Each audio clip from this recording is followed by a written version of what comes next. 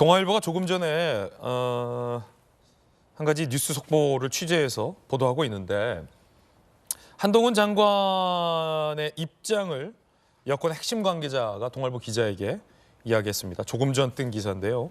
한동훈 여권 핵심 관계자의 발언입니다. 한동훈 장관, 당원과 지지자가 바라지 않으면 국민의힘 입당 이유 없다라는 입장. 이건 한 장관 입장에서 굉장히 리스크가 큰 비대위원장직을 맡아야 하는 고민되는 상황인 만큼 당내에 반대 여론이 이렇게 부담스럽게 비토 여론이 크면 비대위원장직을 맡을 이유가 없다라는 의견으로 보이고요. 동시에 한 장관이 본인의 거취를 두고 깊은 고민에 들어갔다라는 얘기로도 들립니다. 아무래도 김영주 의원님, 네. 이 한 장관의 입장을 잘 알 법한 여권 핵심 관계자를 또 우리 기자가 취재해서 조금 전에 이제 취재 내용을 일단 보도했어요. 당원 지지자가 바라지 않으면 입당의 이유 없다. 이거 어떻게 풀이되십니까? 실제로 정치력이 있는 그야말로 정치력 얘기하는 많은 당내 인사들이 교통정리 좀 확실하게 해라. 확실한 추대를 통해서 내가 들어갈 수 있도록 조정을 해라. 그렇지 않으면 창반 양론 있는 속에서 내가 내 방어할 이유가 없다. 뭐 그런 얘기를 하는 것이죠. 뭐 그런 건 명확한 입장이고, 그런 면에서 한동훈 장관이 정치력이 없다라고 얘기하는 것은 말이 안 된다고 봅니다. 굉장한 정치력이 있어요. 이런 얘기를 던질 줄 안다는 것은. 그래요? 네. 당원들이 전체적으로 100% 힘을 모아서 나를 추대해도 갈까 말까 하는데 당내 찬반이 있는데 내가 왜 가?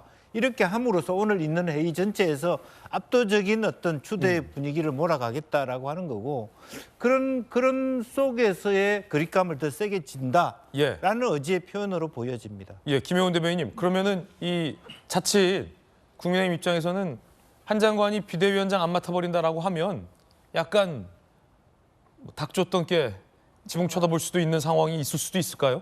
왜냐하면 지금은 이게 찬반 상황이 된 상태에서 반대라는 건 그게 무산인 거지 않습니까? 한동훈 비대위원장을 저렇게 띄웠는데 여기서 무산이 된다? 그러면 한동훈 개인의 상처도 있겠지만 그러면 그 다음엔 누구냐? 이게 없지 않습니까? 지금 국민의힘이 워낙 대안이 없기 때문에 한동훈 카드가 나왔는데 여기에서 비대위원장이나 아니면 뭐 선대위원장이나 어떤 식으로든 총선에서 역할을 하지 않는다라고 했을 때는 이제 그 다음에 국민의힘이 선택지가 없을 거고요. 지금 한동훈 장관은 그간의 어떤 뭐 사안에 대해서, 민주당에 대해서는요, 뭐 질문도 끝나기도 전에 항상 답변을 시원시원하게 했어요. 근데 이번에 본인 거취에 대해서는 얘기를 안 했단 말이에요. 그런데 장고 끝에 나온 저 얘기가 방금 김영주 의원님 말씀하신 것처럼 그러면 당원과 지지자들이 원하면 내가 당원 가입을 하겠다는 뜻이기 때문에 그렇죠. 반대로도 그 보면. 모양새를 만들어달라는 의미고요. 그러면 김 의원이 얘기한 것처럼 김주에 추대하듯이 모양새를 만들어서 추대를 해서 내가 최대한 권한을 갖고 그리고 명분을 가지고 그리고 앞으로 국민의힘에서 총선 지휘를 하든 본인이 뭐 개별로고 뛰든 간에 나를 보호해달라 이런 의미로도 있기 때문에 저는 국민의힘도 이제 마지막을 다 던지지 않았나 그런 느낌이 듭니다. 제 생각엔 또 이제 제가 정치권을 꽤 취재해본 기자 입장에서 안영환 의원님, 네. KBS 기자셨지만 한 장관이 비대위원장을 맡을 마음이 없었다면 이런 발언은 안 하죠. 그렇죠. 안 맡을 생각이었으면 저는 그냥 법무부 장관으로서 임기를 지키겠습니다라는 정도의 원칙적인 이야기를 하지, 맡을 생각이 있기 때문에 아니 왜 이렇게 반대하느냐 라는 이 얘기를 지금 하고 있는 거 아니겠어요? 네, 지금 뭐 자막에 나옵니다만 저 이야기는 이제 전제로 들어갈 수가 있어. 그러나 반대하면 들어가지 않을 거야. 이런 네. 이야기입니다. 아주 일반론적인 이야기입니다. 그러나 이제 저 이야기는 다시 말하면 난 추대를 원한다는 이야기죠. 그렇군요. 많은 사람들의 지지 속에서 박수 받으며 들어가고 싶다. 찬반 논란 속에서 들어가고 싶지 않다. 그런 이야기고요. 사실 정치 신인이라면 또 그럴 수밖에 없습니다. 이 정당판이 얼마나 험한 곳입니까? 거기를 뭐 50대 50의 찬반 속에 들어갈 이유는 없는 것이죠. 비대위원장직인데. 그럼요. 특히 비대위원장은 정권을 행사하게 됩니다. 사실 대한민국 정당에 비대위원장의 권한이 규정된 바는 없습니다. 하기에 따라서 엄청난 권한을 행사할 수도 있고 정권형이 될 수도 있고 하기에 따라서 관리형으로 끝날 수도 있습니다. 그렇기 때문에 비대위원장은 많은 사람들이 지지 속에 들어가야만이 정권을 휘두를 수가 있거든요. 그렇기 때문에 저런 이야기 하는 거고, 또 하나는 지금 이제 동아일보가 어느 취재원과 이야기했는지 모르지만은 그 취재원이 한 장관 입장을 좀 마사지한 것 같아요. 아주 일반론적 이야기입니다. 야, 전문 용어 나왔네요. 마사지. 네, 좀 순화시킨 이야기입니다. 자, 입당 이유가 없어. 그러니까 당에서도 알아서 해라. 한 장관 생각이 적은지 아닌지 모르겠습니다. 아마도 유추해서 이야기하지 않았을까 싶은데 그랬을 것 같고요. 그러면서 이제 그 다음에 동아일보 기사에 한 장관이 자기의 입장에서 고민하고 있다. 당연한 이야기죠, 고민. 그 이야기 전체는 아마 취재원이 한 장관 입장에서 좀 마사지 하면서 기자회견 풀을 했던 것이 아닌가 하는 생각이 듭니다. 예. 그리고 앞서 이제 이준석 전 대표 이야기가 나왔는데 사실 한 장관이 이렇게 빨리 전면에 드러나게 된 것은 이준석 신당과 관련이 있습니다.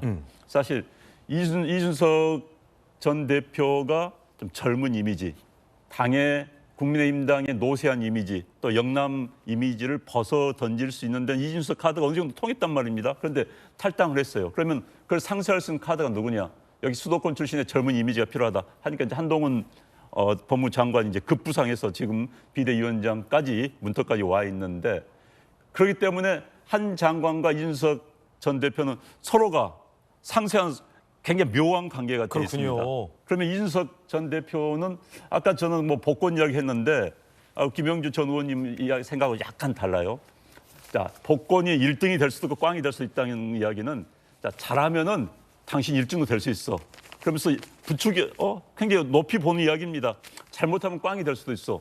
그 이야기는 결국은 나를 안고 전체를 안고 가면 당신 1등도 될 수 있어.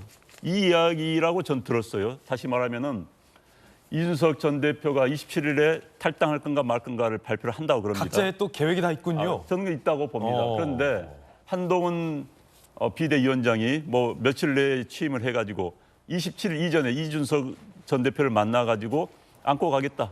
같이 가자라고 했을 경우에 물론 내부 이야기가 어떻게 될지 모르겠습니다만 이준석 전 대표는 상당히 고민을 할 것 같습니다. 그렇기 때문에 이준석 전 대표의 현재 창당 작업이 그렇게 드러나지를 않아요. 예. 다른 당의 창당 과정에 비하면 드러난 게 없지 않습니까? 실체가 없다. 실체가 아닌 물론 내부적으로 얼마나 하고 있는지 모르겠습니다만 일반적인 창당 과정과는 좀 달라요. 지금 네. 보이질 않아요. 물론 이제 이런 이야기 하겠죠. 우리는 새로운 당이기 때문에 구태의원 당하고 다르다라고 이야기할 수 있겠지만 어찌됐든 큰 모습이 보이지 않습니다. 그래서 이준석 전 대표는 현재 국민의힘당으로의 복귀냐 자기에 대한 예우에 따라서 아니면 나가느냐를 고민을 하고 있고 그 과정에서 한동훈 전 대표의 역할을 비대위원장이 된다면은 한동훈 법무장관의 역할을 기대하고 있지 않나 그런 생각이 듭니다. 한동훈 법무장관이 이준석 전 대표까지 껴안는다라고 한다면 민주당에서 그간 이 윤석열 정부를 공격했던 한 공격고리는 사라지게 되는 셈인데 이준석 전 대표가 짐을 쌌다가 다시 풀 수도 있다. 안영환 의원은 이런 전망을 냈습니다.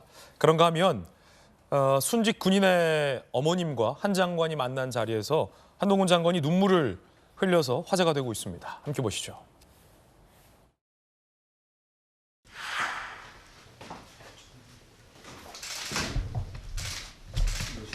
법안 발의해 주셔서 진심으로 감사드립니다. 그 안경 너머로 보이는 눈과 우리 정기가 쓴 안경 너머로 보이는 눈이 저랑 비슷한 너무 나보고 이런 일 엄마 더 이상 생기는 일을 종지부를 찍으라고 이렇게 해준 거고 그런 거로 또 안경 너머 보이는 한 장관님이 이걸 받아주신 게 아닌가.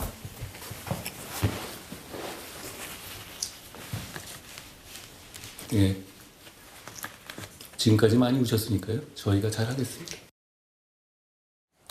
정익준 변호사님, 이게 이제 국가배상법 개정과 관련된 건데 네네. 그간에 이제 순직 군인의 유가족들에 대해서 국가가 좀 더 전폭적으로 배상을 해주고 보상을 해주고 예우를 해주자라는 법안 개정 아니잖아요. 네네. 만약 한 장관이 비대위원장이 된다면 국민의힘의 여당이 뭐 정쟁 이런 것보다는 이런 국가배상법과 관련된 한 장관이 하려던 것들 이런 것을 좀 중점적으로 의제로 선정하는 총선을 앞두고 그런 전략도 좀 가능하겠군요. 국가배상법은 여야를 막론하고 100% 돼야 됩니다. 왜냐하면 우리나라 헌법의 29조 2항은 잘못된 조항이에요. 그 잘못된 조항을 더 잘못되게 만든 게 국가배상법 조항이거든요. 그 조항을 바로잡자라고 하는데 여기에 대해서 반대하는 것은 진짜로 우리나라 그 군인들과 그 유족들을 정말로 이렇게 무시하는 그런 처사니까 중요한 건 뭐냐면요. 한동훈 장관이 이렇게 디테일이 있어요. 이전에 법무부 장관들 다 유명한 정치인들 아니었습니까? 그런데 그런 사람들이 이렇게 중요한 문제에 대해서 한 번이라도 생각하고 고치려고 노력한 적이 있었습니까? 이런 것들이 정치력 아니겠는가? 전 그런 생각이 들고요. 지난번 문재인 대통령도 그렇고 지금 사실 윤 대통령도 그렇고 국민들하고 소통이 부족하다는 식의 비판이 있지 않습니까? 그런데 한동훈 장관은 야당하고도 싸우지만 저렇게 그 일반 서민들, 진짜 고통당하는 그런 유족들 이런 분들하고 같이 공감하는 저런 모습을 보여주잖아요. 저거보다 더 좋은 정치력이 어디 있는가? 뭐 지금 같은 상황에서 여당의 선거 기술자가 필요하겠습니까? 제가 봤을 때는 오히려 저런 모습 때문에 한동훈 장관에 대한 지지가 더 올라갈 수밖에 없지 않나? 저는 그렇게 판단이 됩니다. 예, 정영진 변호사님 의견 전해드렸습니다.